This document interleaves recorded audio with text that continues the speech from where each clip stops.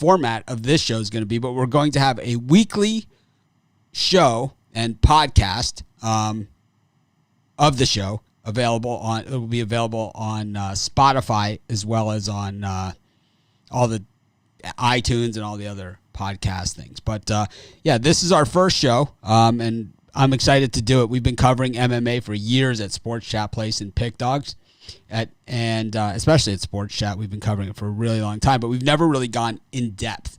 We've kind of just covered it from an article pick level, and then during COVID we covered it a bit on the live show, but we just did it with our regular handicappers. But now we have real MMA experts in Brad and Payne, and I'm really excited to have them. Brad, you want to tell everyone a little bit about yourself, and welcome to the Pick Dogs family. I appreciate it, Mitch. So yeah, my name is Brad Francis. Been a huge sports fan my whole life. Met Payne back in college. One thing we shared a passion in is MMA. Watch every fight together. Always talk about it. So this is what I'm passionate about. This is what I love to do. So I'm excited to be on the team and give you guys some winners. How about you, Payne? What do you want to say to our Pick Dogs, to the dog pound out there?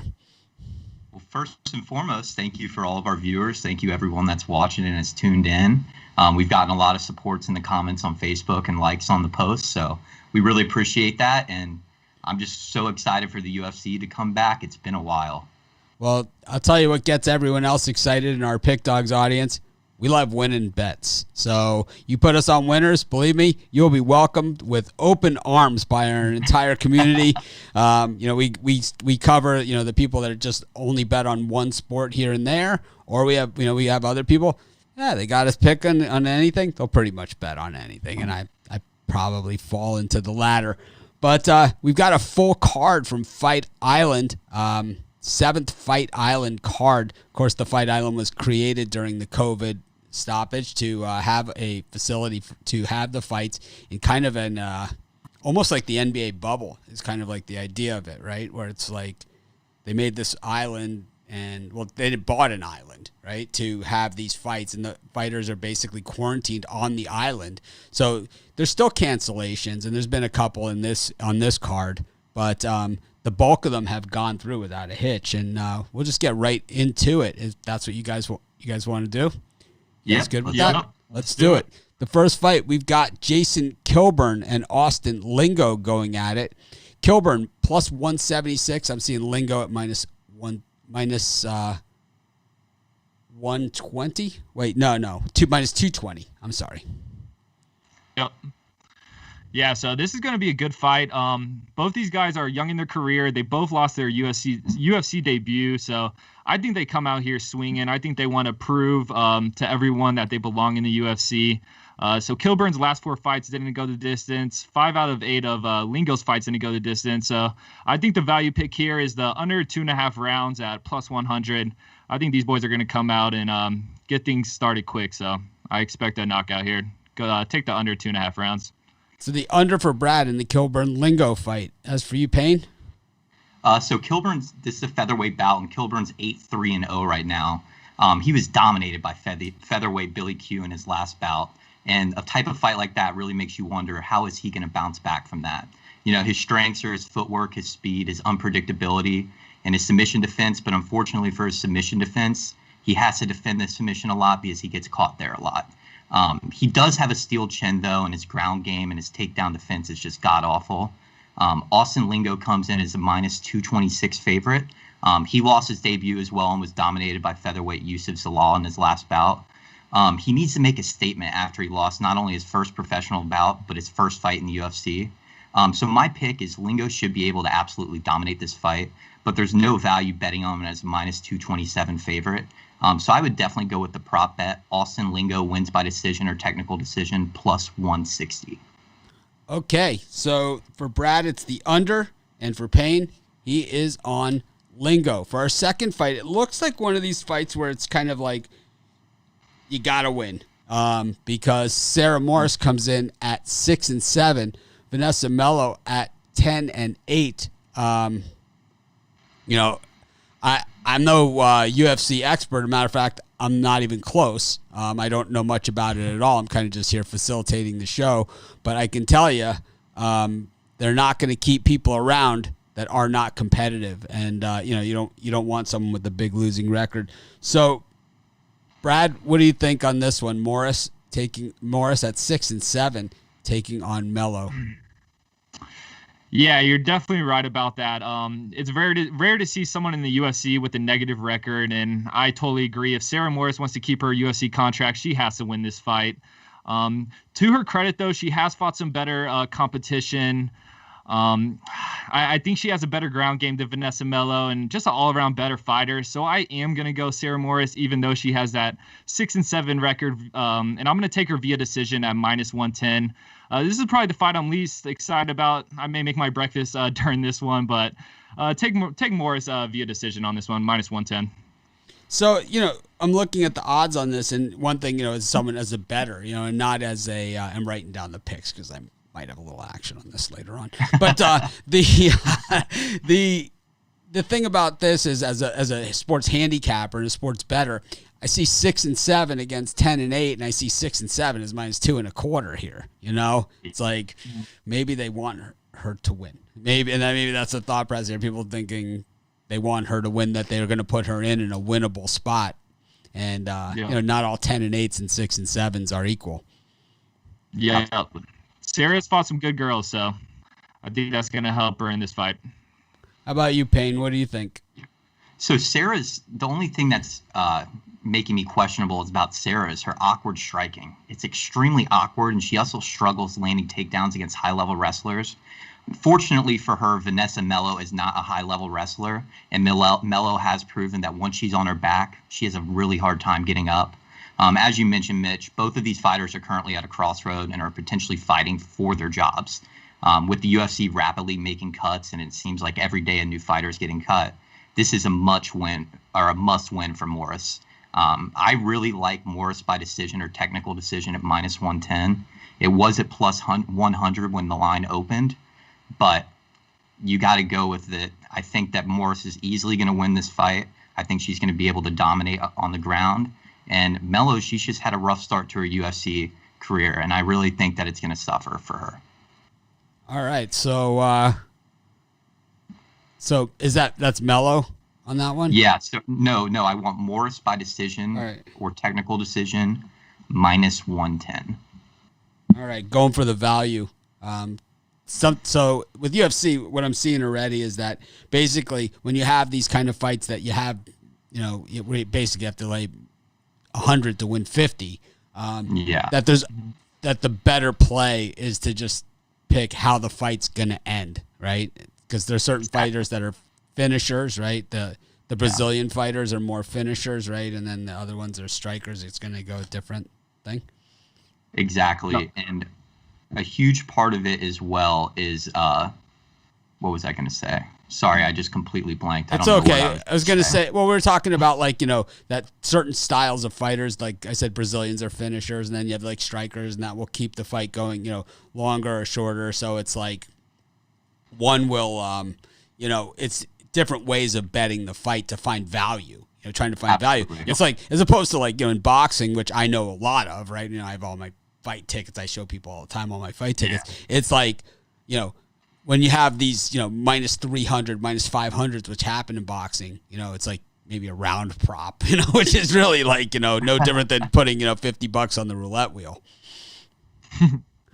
Yeah. Yeah, especially when you see guys who are heavy wrestlers, I like to take them decision just because, they're going to ride it out on the ground a lot. So just kind of depends on styles. Yeah, styles make fights, right? That's what they always say. Yes, sir. Yeah.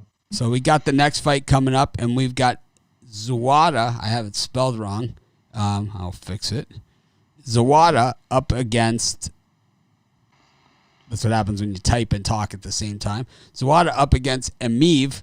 Emeev -265. Another heavy favorite here. So, where can people watch these fights?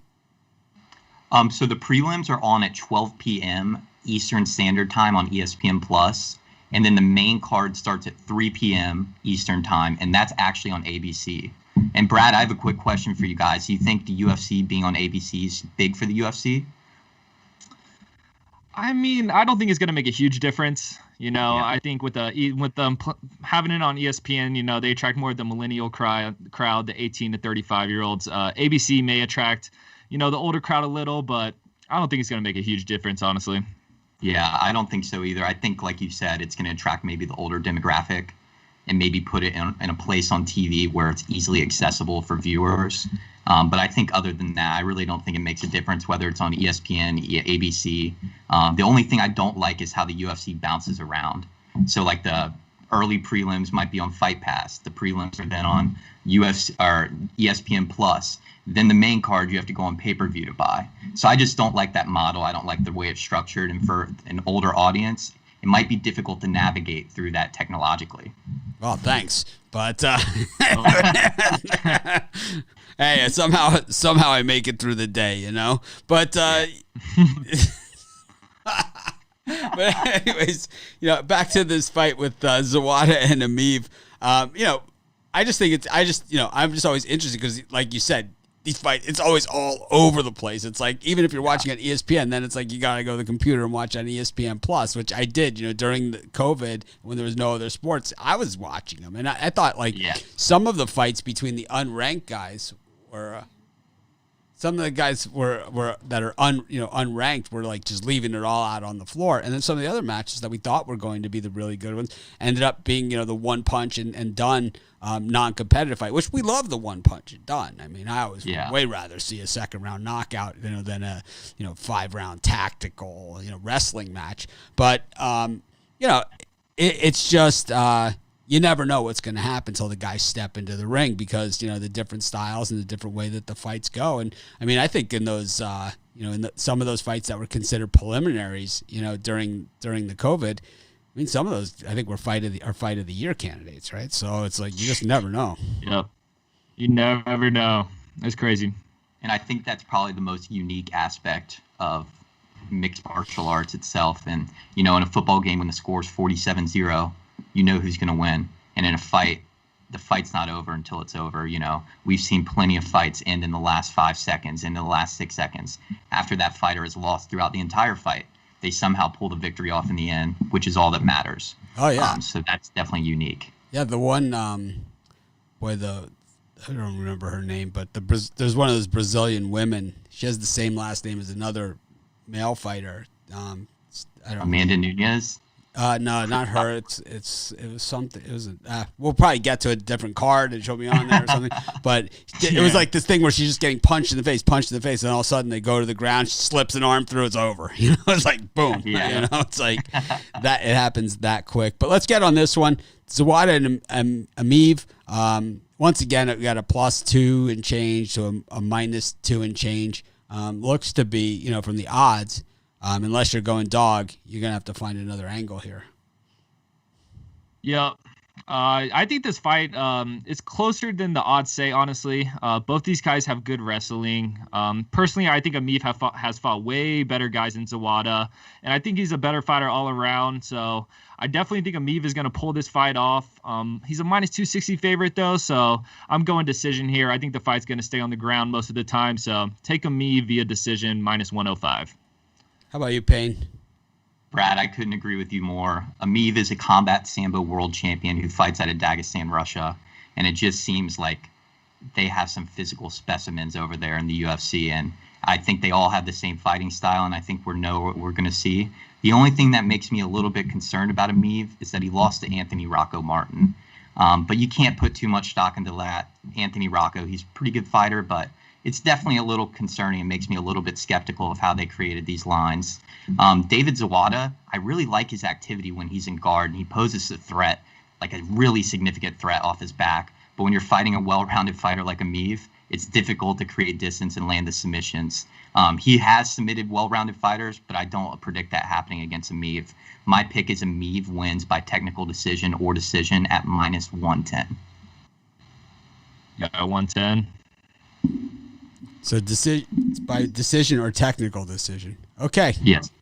But the favorite. So this is a spot for some people that like to parlay him up and sometimes are willing to put a little bit more bigger odds into the parlay, or even do a cross sport parlay with some college hoops or something. I don't know people that do. But if you happen to be doing it, you might want to stick a little Emeev action in there with maybe Gonzaga or something. Exactly. Yeah, I think Emeev pulls that out. All right, I just messed up my background. I think I clicked something here, but I'll fix it. But it is Felipe. It is Carlos Felipe, 9-1 against Justin Tafa. I have it listed as Tara. It's Tafa.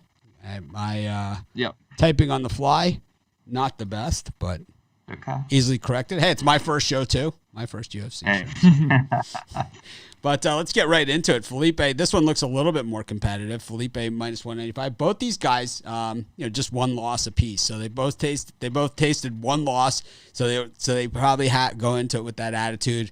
I know what it feels like to lose. I don't ever want to feel like that again. And that's not a bad thing.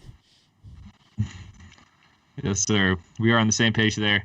But yeah, we got the big boys here, man. The heavyweights. Both these guys are huge. Justin Tafa is only 4-1.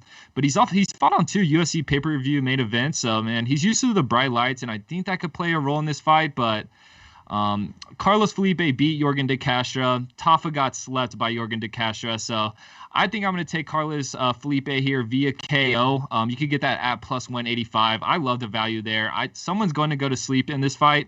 And Felipe has all-around better hands than Justin Tafa. So I think we could see Justin Tafa go to sleep here. So take Felipe via KO plus 185. And you, Payne? What you got, Payne? So Filippo, he won his last fight against Yorgan de Castro in October 2020, and he has 6 wins via KO at 67%.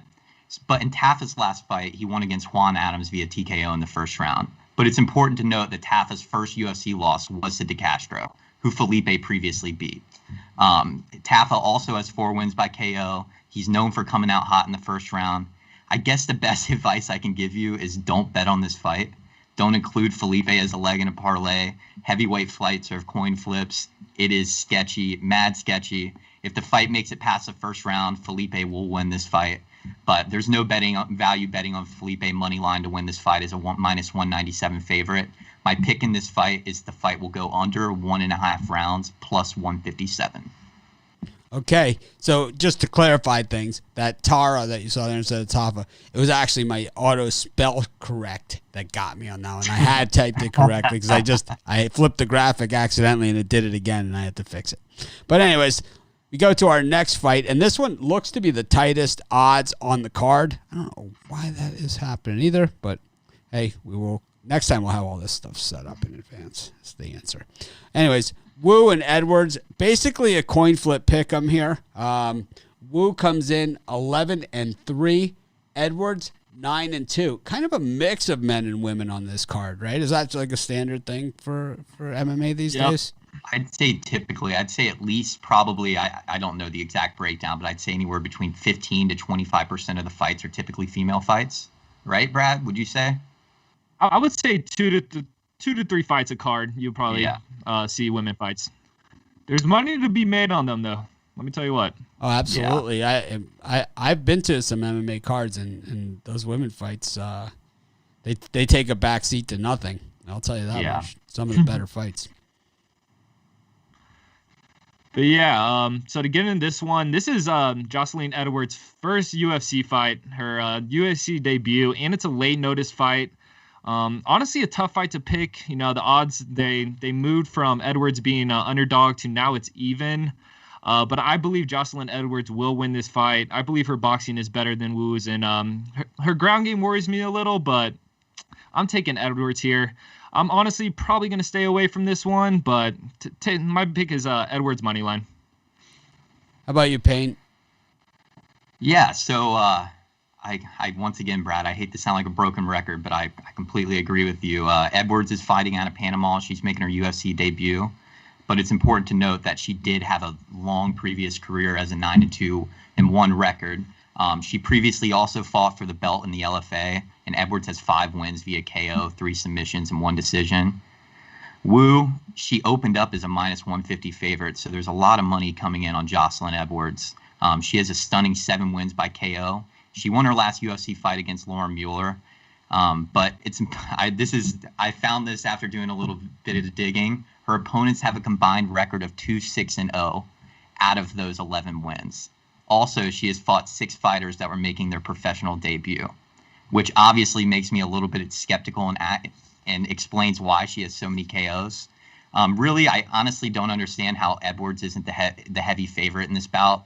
If Vegas wants to give us free money, we shall take it. I picked the underdog Jocelyn Edwards money line, or actually not the underdog anymore. I picked Jocelyn Edwards in the pick'em. Yeah, slight mild favorite at this point, depending on what book, and you got to shop the lines. You know, that's what it's all about. Sports betting, you got to shop the lines. You might be able to get plus money at one book, and at other books you're paying up. I'm just looking at one specific online book as we do this, but takes us to our last fight of the prelims. I think this is going pretty well for a first show. I mean, not perfect, and no one expected it to be, but not bad. Kind of moving along, and I think pace has a lot to do with it. But here's a name that I recognize: Phil Hawes up against Emeev. It looks to be pronounced. I'm not sure about that one, but Philip Hawes is a name that I've heard of. I think it's Emeev. Emeev. That sounds like Payne might actually know the actual name there. The only reason I know is this little friendly pronunciation sheet right here. He didn't send me one, but these look like to be 2 good fighters. When you're the last fight of the prelims, it's kind of like they're trying to get you to buy into the main event, so it's kind of almost like that cliffhanger ending, where it's like, wow, if this was the undercard, imagine what the main card's going to look like. But we got beauty here. Yeah, this is going to be a good fight here. Phil Hawes has a lot of power in those hands, a knockout artist. Emeev's more the technical fighter of the two. I think these guys both have bright futures. I think Emeev is able to avoid some of Hawes' power with his movement, which I think could cause Hawes to use his wrestling. Hawes was a JUCO national champion. So a lot of people are predicting Hawes to get like a first round, second round knockout, but I think the value lies here with Hawes via decision at plus 470. I think those are great odds. I really see Hawes win this fight, and to get him via decision at plus 470, I see a lot of value there. So that's my pick there. I'm going Hawes via decision. How about you, Payne? You gonna stick with Brad here, because it seems that a lot of people in our audience going the other way here with Emeev. Yeah. I'm actually not going to go with Brad here. This fight, I think the only thing I can agree with him on is this fight easily has the potential for fight of the night. Hawes is young. He has proven that he is potentially be a serious threat to the middleweight division. He's had a spectacular career thus far, and his recent performances in the UFC have really drawn a lot of eyes to him. Emeev, his fighting out of France, his performance against Jordan Williams was also spectacular, and was also his UFC debut. But Jordan Williams doesn't have the power level that Phil Hawes does. In my opinion, Emeev is the more well-rounded fighter, but the power of Hawes is just astonishing. I'm going to go Phil Hawes wins inside the distance at plus 115. All right. I don't know about this one. This might be one that doesn't make my degenerate parlay for the day. But we will go to our next match, and we hit the main card. So I know Payne thinks that I'm going to struggle with this one, but I'm actually going to shut my computer down, the top of my computer, and I'm going to get the remote out. I'm going to flick on ABC, which is here in Hawaii, it's channel 4. So I'm going to somehow manage to be able to do that and watch Soriano versus Todorovic. Sound good. Yeah, so both these guys are undefeated. Soriano throws bombs, man. This guy just goes out there and throws absolute bombs. Todorovic, he likes to get in the clinch, make the fight a little gritty. Soriano finished 6 of his 7 fights. Dusko has finished 9 of his 10 fights. So I think this one ends early. I'm going under 1.5 rounds at plus 140. I think this is going to be a quick one. I don't know anything about UFC. I've never heard of either of these guys, but I can tell you, looking at the picture, the records, the odds, everything, this one's going to be a good fight. And I think it's one of those ones where it could be quick, but it's not going to be one-sided. it's going to be a war. Yeah, it might be 30 seconds, but it's going to be a great 30 seconds. Payne, what do we got? And just like the Phil Hawes fight, this fight definitely has the potential to being fight of the night. Todorovic is fighting out of Serbia. He won his UFC debut against Daquan Townsend via KO in October of 2020. Punahele Soriano is fighting out of Hawaii. In his last bout, he beat Oscar Piachota via KO in the first round. Soriano also has 4 wins via KO and 2 submissions. Basically, I think that I'm just going to have to go with Todorovic will win this fight by decision or technical decision. And I really do believe that Todorovic is a great leg on a parlay. Brings us to our next fight. We have Buckley versus Chirico, and the odds makers are telling us this one is one-sided, as these seems to be one of the more lopsided odds on the entire card, with Buckley at about minus 270 right here. And I'm going to guess, knowing UFC, sometimes there's some value going against. Anything here, Brad?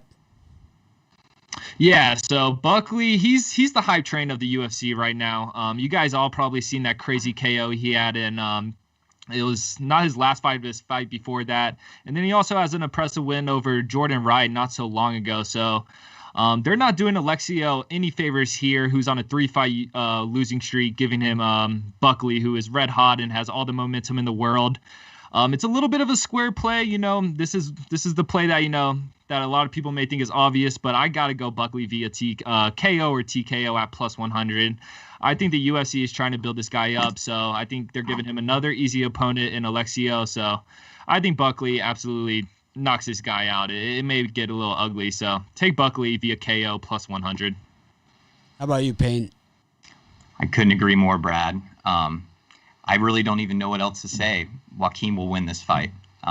His spectacular knockout against Impa was the greatest knockout I've ever seen in my life, and I believe that the line favorites Buckley a little bit too much, but I'm going to go with Buckley by KO, TKO, or DQ plus 100. So yeah, I'm not totally on the Buckley train yet. I'm not on the hype train yet, but I think this is one he takes again. Yeah. After his last performance against Jordan Wright is legit, and he went in there and just dominated him. Yep. Is his last loss Kevin Holland? Is that his only loss, Yep. Brad? I don't know if it's his only loss, but I know if it's his only loss in the UFC. So okay.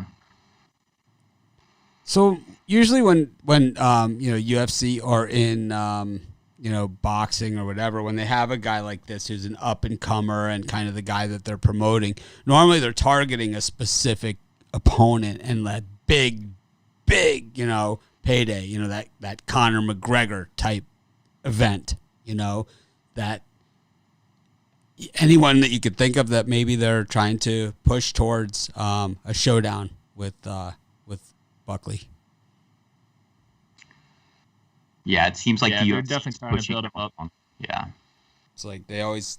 How about the Swedish guy with the beard? What's his name that we saw during the COVID? He seemed pretty dominant. Oh, Chimaev probably. Yeah, that's who it was. Yeah. Yeah, Kazmat. That guy's a savage. Yeah, what weight is he in? Absolute animal. What weight is he? Wait. Welter. Or Welter. So he's not in the same weight class. But if he was, that would be... actually, he's a middleweight. He kind of switches off, but his main weight class is middleweight. I think that's what he's going to stick with. Maybe that's what the fight kind is. Kind of switches off, though. Maybe that's the fight. Yeah. Is Buckley and him. That would be crazy. That would be crazy. Yeah, see, we're already all... You got it's like I don't even watch this stuff, and you got 3 people willing to pay for this thing. That's how crazy it is, right? It's like we're all like, wow, that would be good. And we actually haven't even said this yet. Please smash that like button. It helps absolutely. us out a lot. Yeah. It helps us greatly. It's free. We're doing free content. Please smash that like button if you're watching. Yeah, we're just, this is a new show, so the like button will help get the show out there, more people, and it's like it will attract that, instead of having me here, directing traffic, maybe you get, Joaquin Buckley or something, It would be a lot more fun than feel like I'd tune into that one. So by all means, smash that like button. But we've got the Ponzinibbio minus 295. Here is the biggest favorite on the card, up against Li Jingliang. Jingliang Li. I know it's Chinese, right? So it's like it's always backwards the way that they do it. It's Li is the last name. Plus 231. Any chance? 28-3. That is a lot of UFC fights. That's a lot of fists to the face. But 17-6. That's someone who's been around the block as well. Yeah. This is honestly one of the fights I'm most excited about. Ponzinibbio, he's someone every UFC fan's eyes are on. This guy has championship type skills. He's on a 7-fight winning streak, but the thing is, his last fight was back in 2018. Had a lot of problems with his with injuries and health problems. Had a blood infection, hand injuries, arthritis. So. I definitely think Ponzinibbio wins this fight. I was thinking I was going to go with him by KO, but now I'm thinking more decision. Since he hasn't fought back in 2018, we may see a little ring rust. We may see him start a little slow. So I think the value lies here with Ponzinibbio plus 250 for the decision. Payne? I couldn't agree more, Brad. And I know I continue to say I sound like a broken record, but Santiago hasn't fought actually since 2017 against Neil Magny, and he destroyed Neil Magny. And Neil Magny's a great fighter right now, and he's truly a contender for the title. He also has notable wins against Mike Perry, Gunnar Nelson, Zach Cummings. I really just don't see in any world Li Jingliang winning this fight, and I got to go with Brad. Santiago by decision or technical decision plus 250 is my pick for this fight. Okay, it brings us to our next fight. Another guy I've heard of, Condit, minus 170 against Brown. I don't know if they do this, still do this, co-main events or whatever. So this would be the co-main. I don't know. Does that mean that's 5 rounds as well on the co-main? Nope. No, so it's just 3. It'll be 3 rounds. Just 3, but it's just considered a co-main event. Condit, of course, this guy's been around the block a few times. 31-13 coming in against Matt Brown, 24-17. These are 2 guys that are veterans of veterans. These guys aren't going to make the stupid mistake, that's for sure. This one's going to go to the better fighter. Yeah, you're definitely right about that. 2 guys definitely past their prime. I'm definitely excited for this one. If you've been an MMA fan for a while, Carlos Condit and Matt Brown are staples in the industry. Condit's coming into this fight 37 years old. Matt Brown's coming in at 40. So this is kind of like a legendary fight. It's going to be a cool fight. It's definitely a fight I'm going to stay away from. When you get 2 guys past their prime, it's hard to. I think it's a toss-up personally. I think this fight should be. The odds should be even, personally. I think the value is with Matt Brown as the underdog. It's a slight lean, but also I could see Matt Brown getting slept. He gets aggressive. He throws bombs. He's a crazy man. Matt Brown is a crazy man. So, like I said, this is one I'm going to stay away from, but I'm leading Matt Brown money line plus 140. I think that's where the value's at here. Yeah, I mean, these are 2 guys, that are past their prime, but I think normally when you have the second fight to the main event, and regardless of what fighting sport you're watching, they're just trying to get something there where it's like it's a good fight. These are guys that are gonna give it 100%. No one's gonna go in and lay down for a paycheck, and I don't think either of these guys are gonna do that. Yeah. Payne, what do you like here? Yeah, so Condit is on a 1-fight win streak right now, but if you look at his record, his last win before that was in 2015. He beat Court McGee in 2020, which would have been his last win. But Condit, I really feel like he's just going to destroy Matt Brown. I think Matt Brown, he's a legend of the sport. He truly is a veteran. He'll probably be in the UFC Hall of Fame if he's not already. But in no world do I see Matt Brown beating Carlos Condit. And I think the damage that Matt Brown has taken throughout his career really will show during this fight.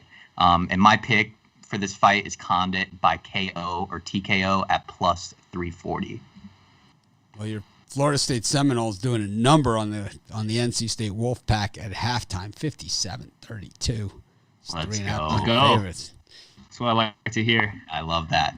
Got two. My Tampa Bay Lightning are starting tonight too. Yeah, they're a huge favorite over the Blackhawks. Yeah. Gigantic favorite. But anyways, gets us to our next matchup and our main event. And I don't really have it. I don't really know anything about UFC. I'm not going to sit here and pretend I'm not one of those guys that like hockey season rolls around and all of a sudden I understand, how to bet on hockey or anything. I'm just not one of those guys. But I do know that if I don't say Max Holloway is my pick in this one, that I can't walk down the street. Also, I will throw in he was robbed in a couple of those losses too. Yeah, agreed. I have to say it. He was absolutely 100%. Robbed. But I know that in some of them, he absolutely was robbed, Yeah, he was robbed. The second one, he was definitely robbed. The first fight against Volkanovski might be somewhat debatable. I still think he was robbed. But the second one might have been the biggest robbery of the year. It was a rough one. Well, here he is on national television on ABC. Normally, he's on the pay-per-view fights, Max Holloway. Here he is on ABC for free TV, 21-6. Still, he's Max Holloway. I mean, he's known out here in the surf lineups, and he's one of the guys, and they love him. So, like I said, I'm on Holloway here. I don't care. I know where I eat. Good to go. Yeah, so I'm going. So this is a fight I've been excited about, a fight I've been looking forward to for a while. There's no way this is going to be a boring fight. This is going to be an absolute war. It's going to be a stand-up fight the whole time. We got Max Holloway. He was a dominant champ for years. Coming off 2 losses against Volkanovski. I think he lost the first fight. I think he won the second fight. It is what it is, like Max Holloway would say. But this is Max Holloway's first fight since 2016, and I know he's going to want to get that title opportunity back. On the other hand, we got rising star Calvin Kattar on a 2-fight winning streak against a tough Dan Ige and a seasoned vet, Jeremy Stevens. Both these guys are known for throwing hands, so just prepare for a war. Let me tell you that. Kattar is known for more of his crisp boxing, sits down on his punches a little more than Max, but Max is known for his incredible volume, and that man never gets tired. My pick here, I'm going with Max Holloway. I think the volume, I think Kattar's going to have moments in this fight where he hits Max. He may hurt Max a little, but man, Max's chin is tough. That Hawaii blood, man, they bleed different out there, and he is not going to sleep. So I think, like I said, Kattar has his moments in this fight, but Max Holloway's volume, his stamina, is just going to outwork Kattar and get a win via decision. So I'm taking Max Holloway by decision at plus 125. Payne? Yeah. Once again, I sound like a broken record, Brad. I couldn't agree more. Max Holloway is just a relentless fighter. He throws spinning body kicks. He's a relentless jabs. His takedown defense is spectacular. I'm almost positive that in his last 5 fights, he's never been taken down. I thought I read that somewhere. His volume and stamina is uncomparable to any other fighter. And I'm really just looking forward to this fight. And Brad, I got to agree. I got to go Max by decision or technical decision at plus 125 for my pick. All right. Well, pumped for this one. Well, that is our main event. So, going back over the card, what would you say your best bets on the card are, Brad? Yeah, so I like the Max Holloway by decision is one of my favorite picks. A pick that I like, a lot of you guys may think I'm crazy, but I love Hawes via decision at plus 470. I think Hawes wins I think Hawes has the power, but Emeev has great movement, and I think he's able to avoid some of those power punches, and I think Hawes squeaks out a decision, and you could get that at plus 470. So my favorite value pick is definitely that Hawes via decision plus 470 and Max Holloway by decision. And how about you, Payne? Yeah, I would say Max by decision as well. I would go Joaquin Buckley with the KO inside the distance, and I would go, my most valuable pick is Todorovic by decision or technical decision at plus 330. And are you saying, so are these your parlays, or you have parlays as well? No, those are just like my most valuable picks. Okay. My parlays are completely different. All right, well, that is that you guys that watch our morning shows, and you know how we roll. Got to have a bird cage. Brad, what's your What's your Fight Island 7 birdcage for us? Yep. So I'm going to go. My first fight's going to be the female fight. I'm taking Jocelyn Edwards money line, Max Holloway via decision, and Ponzinibbio via decision as my birdcage. Nice. And how about you, Payne? I'm going Jocelyn Edwards money line, Max Holloway decision or technical decision plus 125, and Todorovic money line. There you have it.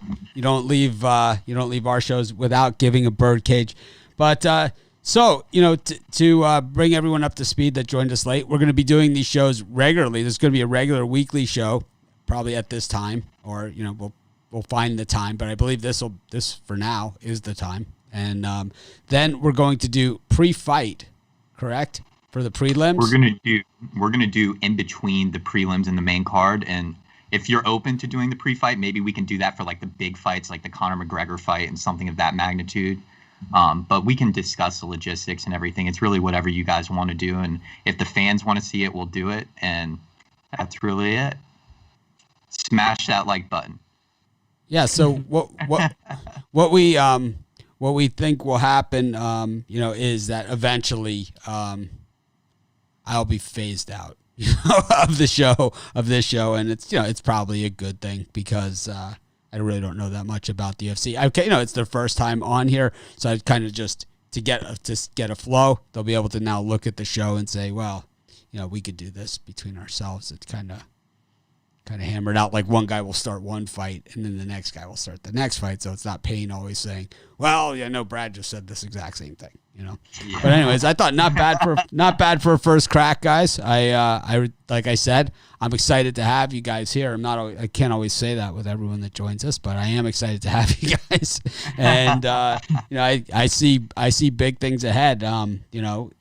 I told them before the show I didn't think anyone was. I said I don't know if anyone's even going to tune in for the live show. I think over the course of the week people will watch, but at the live show we had pretty good turnout, close to 100 people watching pretty much the whole way for the live show. I'm going to guess we'll get a few thousand before fight day. So thanks a lot. I think a good first crack. You always got to start somewhere, and I think we started on the right foot. Thanks everyone that joined us, that smashed the like button, and be sure plenty more from Payne and Brad on the way. Thank you guys, and we'll have to come up with a name for our UFC, for our regular show, and then we'll have to call it, whatever the name for the show is, Fight Night. Have a great night, everyone. I'll see you guys at 10 a.m. this morning. These guys will see you this weekend. Fight Island. Saturday. Fight Island.